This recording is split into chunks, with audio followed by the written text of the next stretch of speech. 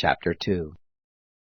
Again it happened on the day when the sons of God came to present themselves before the Lord, that Satan came also among them to present himself before the Lord. The Lord said to Satan, "Where have you come from?"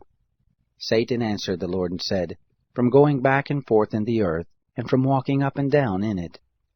The Lord said to Satan, "Have you considered my servant Job?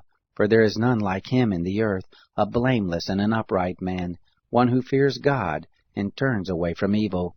He still maintains his integrity, although you incited me against him to ruin him without cause."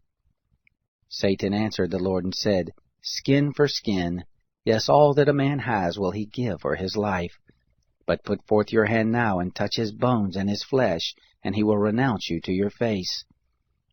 The Lord said to Satan, "Behold, he is in your hands, only spare his life." So Satan went forth from the presence of the Lord, and struck Job with painful sores from the sole of his foot to his head. Job took for himself a potsherd to scrape himself with, and he sat among the ashes.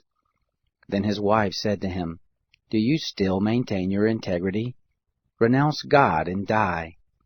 But he said to her, "You speak as one of the foolish women would speak. What? Shall we receive good at the hand of God, and shall we not receive evil?" In all this Job didn't sin with his lips. Now when Job's 3 friends heard all this evil that had come on him, they each came from his own place: Eliphaz the Temanite, Bildad the Shuhite, and Zophar the Naamathite. And they made an appointment together to come to sympathize with him and to comfort him. When they lifted up their eyes from a distance, and didn't recognize him, they raised their voices and wept, and they each tore his robe, and sprinkled dust on their heads toward the sky. So they sat down with him on the ground 7 days and 7 nights, and none spoke a word to him, for they saw that his grief was very great.